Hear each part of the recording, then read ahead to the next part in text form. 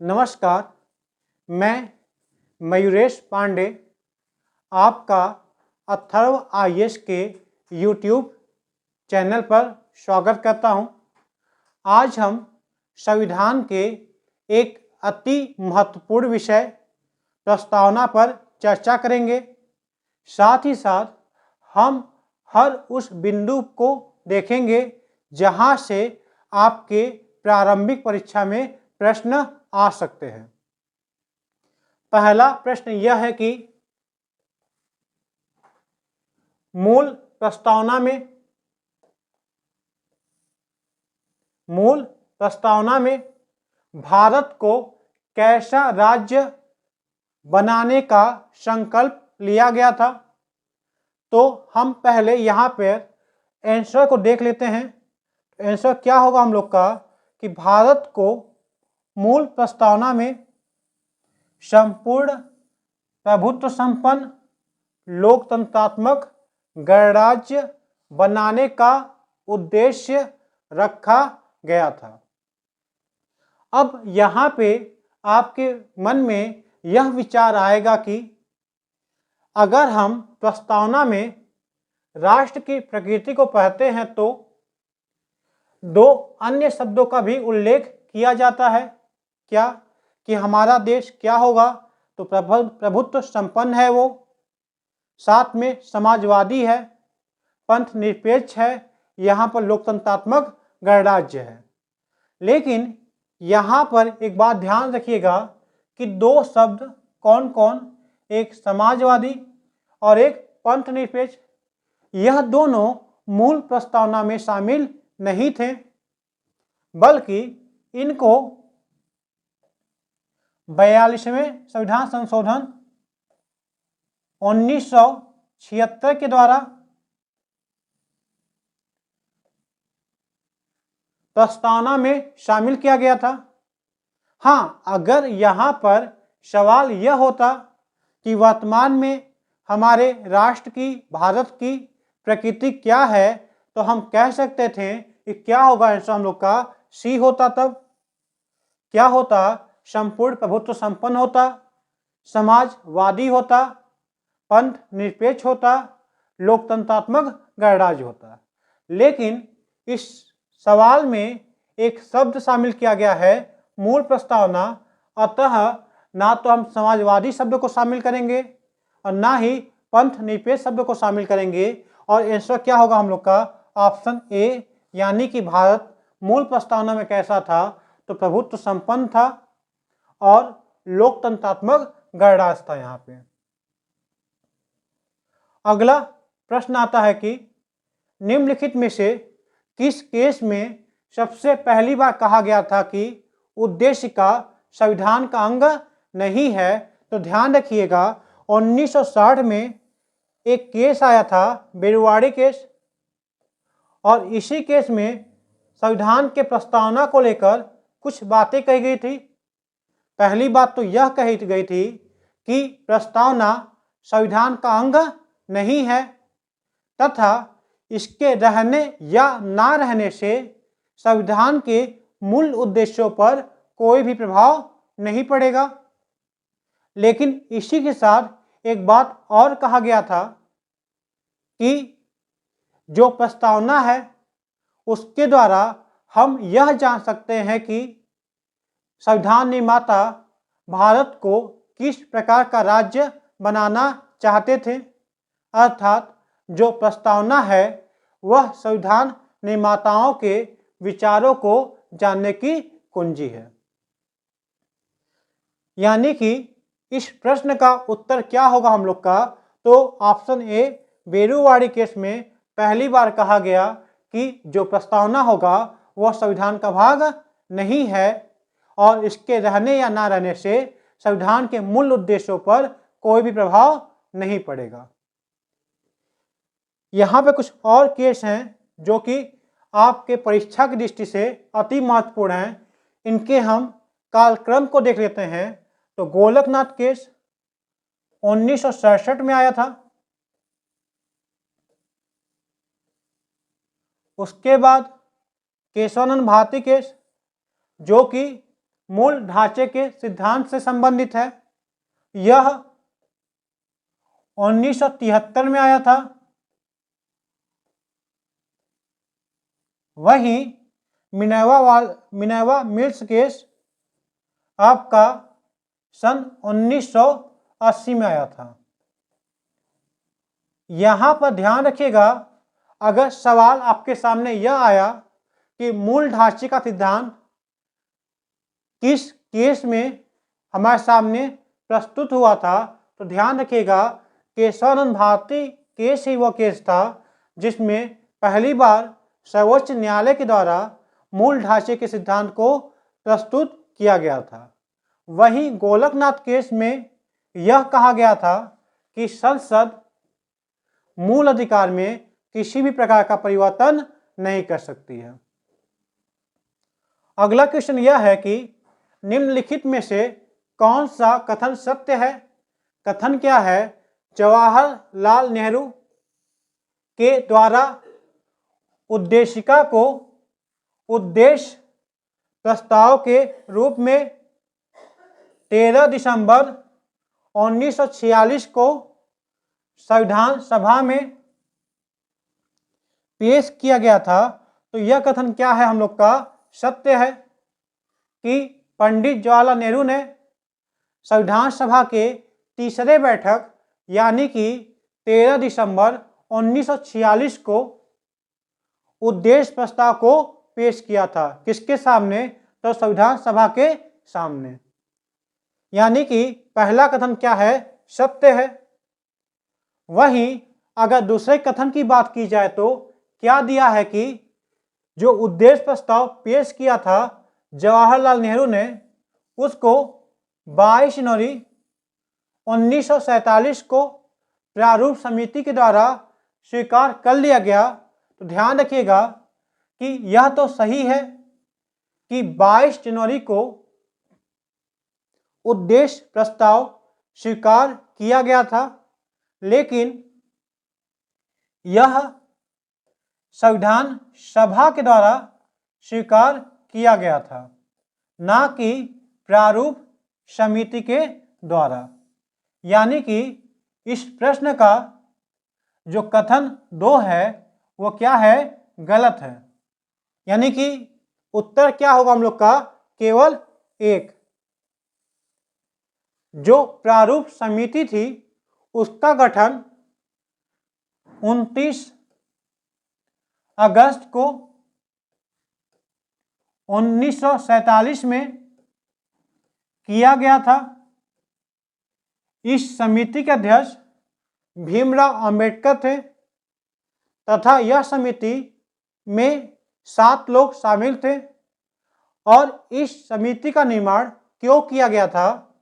ताकि जो BN राव ने संविधान का प्रारूप तैयार किया था उस पर विचार विमर्श करके अपना रिपोर्ट प्रस्तुत करने के लिए। अब यहाँ पर काफ़ी सारे बिंदु हमारे सामने आते हैं।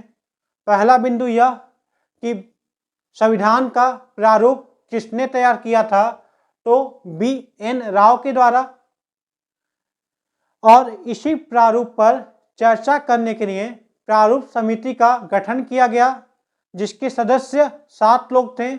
और अध्यक्ष कौन था? तो भीमराव अंबेडकर। कब गठन किया गया इसका? तो 29 अगस्त 1947 को। और वहीं 13 दिसंबर 1946 को पंडित जवाहरलाल नेहरू के द्वारा उद्देश्य प्रस्ताव को संविधान सभा के सम्मुख पेश किया गया, जहां पर संविधान सभा ने 22 जनवरी 1947 को स्वीकार कर लिया। अगला प्रश्न यह आता है कि निम्नलिखित में से कौन सा कथन सत्य है। पहला कथन यह है कि ठाकुर दास भार्गव तथा न्यायमूर्ति हिदायतुल्लाह के द्वारा प्रस्तावना को संविधान की आत्मा कहा गया है। तो ध्यान रखिएगा यह कथन सत्य है? दूसरा कथन क्या है कि वहीं एन पालकीवाला ने प्रस्तावना को संविधान का परिचय पत्र कहा है। यह भी कथन क्या है? सत्य है। तो उत्तर क्या होगा हम लोग का? दोनों। अब यहां पर संविधान के कुछ प्रमुख भागों को विभिन्न विभिन्न उपनामों के नाम से जाना जाता है। यानी कि अगर आपके सामने यह सवाल आया कि संविधान की आत्मा कौन है, तो संविधान की आत्मा कौन होगी? तो प्रस्तावना होगी। किसने कहा है? तो ठाकुर दास भार्गव और न्यायमूर्ति हिदायतुल्लाह के द्वारा यह बात कही गई थी।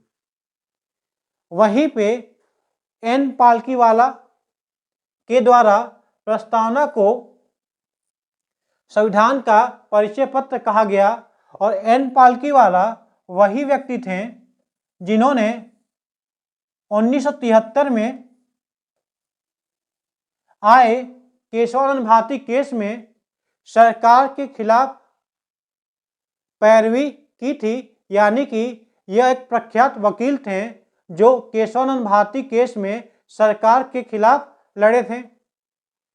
अब यहाँ पे दो बिंदु और आते हैं कि संविधान के कुछ भागों को भी संविधान की आत्मा कहा जाता है। जैसे डॉक्टर भीमराव अंबेडकर के द्वारा अनुच्छेद 32 यानी कि संवैधानिक उपचारों के अधिकार को संविधान की आत्मा कहा गया।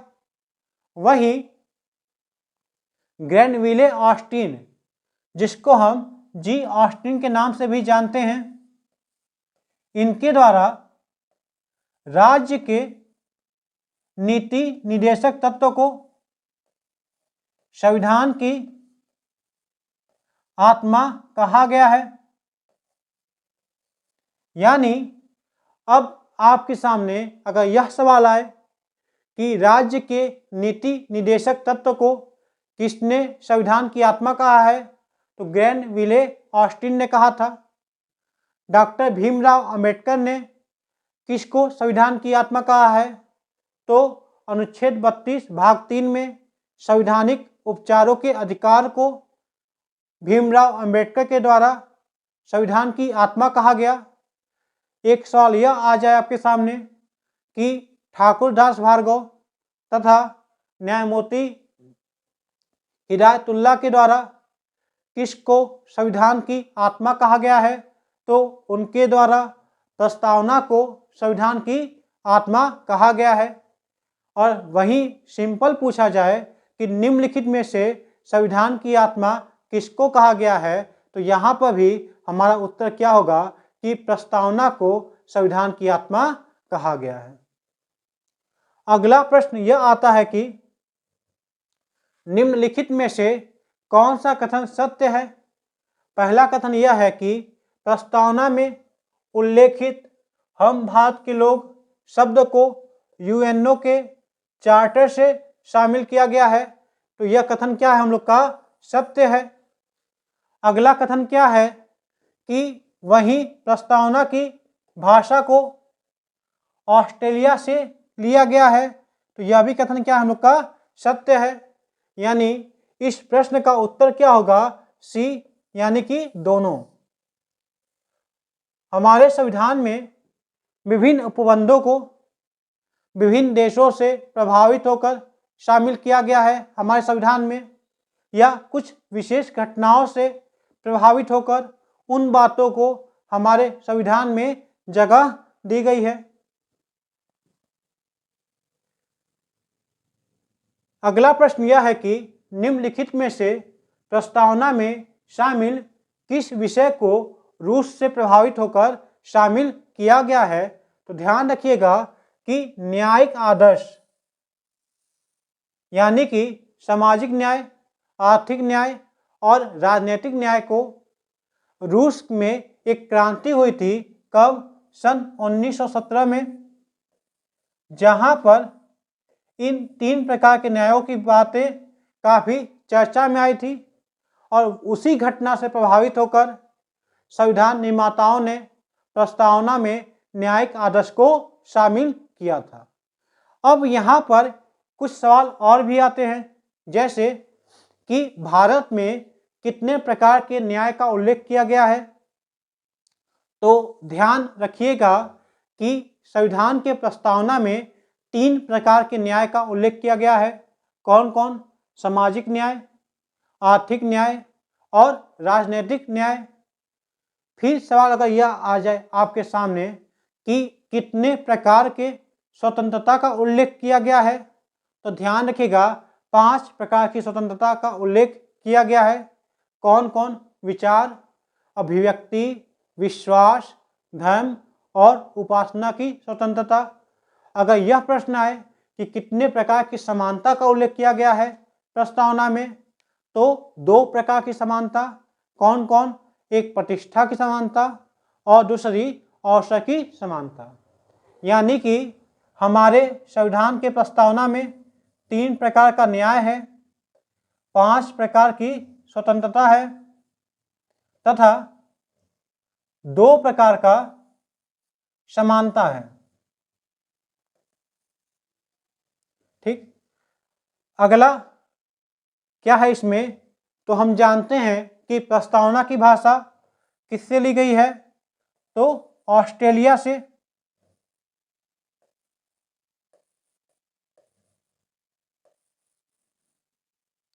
वहीं समानता, स्वतंत्रता और भाईचारा यह किससे लिया गया है?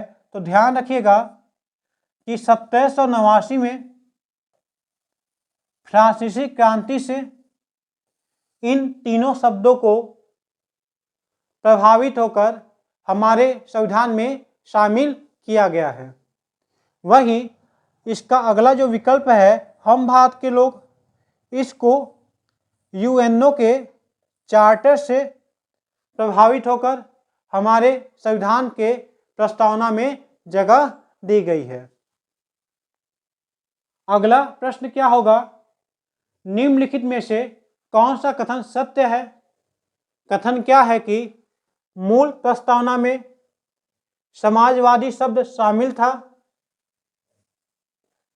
लेकिन पंथ निरपेक्ष शब्द को 42वें संविधान संशोधन 1976 के द्वारा शामिल किया गया था। तो अभी हमने ऊपर चर्चा किया कि मूल प्रस्तावना में ना तो समाजवादी शब्द शामिल था और ना ही पंथ निरपेक्ष शब्द शामिल था, और इन दोनों शब्दों को 42वें संविधान संशोधन के द्वारा सन 1976 में प्रस्तावना में शामिल किया गया था। यानी कि पहला कथन क्या होगा हम लोग का? गलत होगा। वहीं अगला कथन क्या है कि वही अखंडता शब्द को 44वें संविधान संशोधन के द्वारा शामिल किया गया था। तो यह भी कथन क्या है? गलत है। क्या गलत है?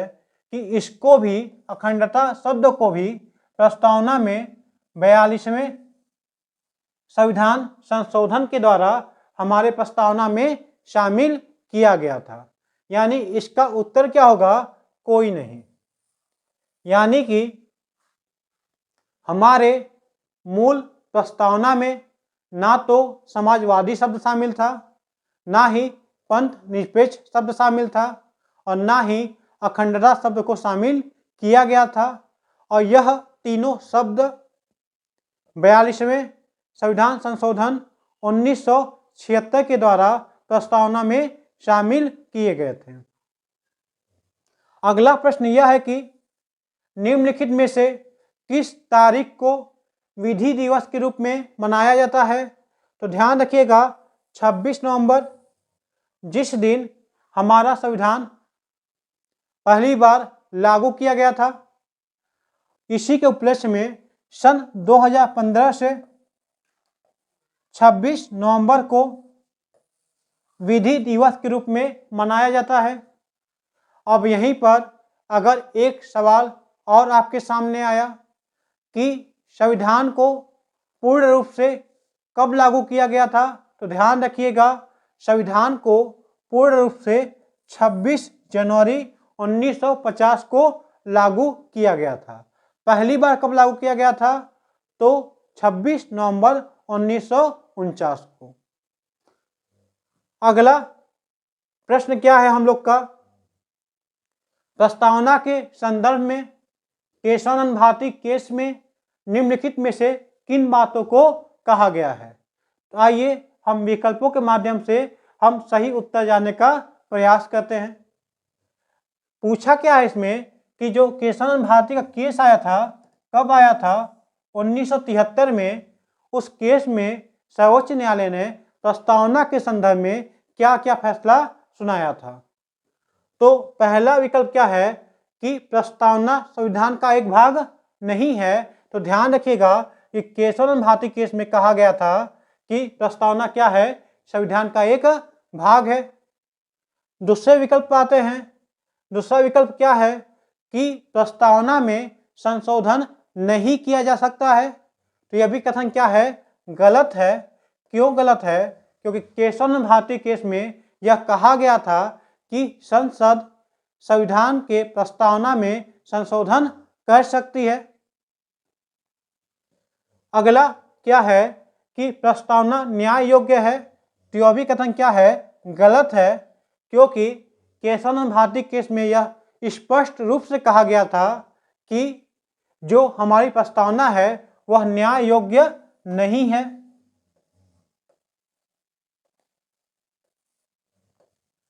यानी कि ये तीनों विकल्प क्या हैं? हमारे गलत हैं। तो हमारे पास अगला विकल्प क्या है? डी। ये क्या कहता है कि संसद प्रस्तावना के मूल ढांचे में परिवर्तन किए बिना संशोधन कर सकती है। तो यह बात केशवानंद भारती केस में कहा गया था।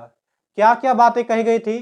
पहली बात तो यह कहा गया था कि प्रस्तावना संविधान का एक अभिन्न अंग है तथा यह न्याय योग्य नहीं है, लेकिन जो संसद है इसमें परिवर्तन कर सकती है, लेकिन संसद के द्वारा प्रस्तावना के मूल ढांचे के साथ कोई भी खिलवाड़ नहीं किया जाएगा।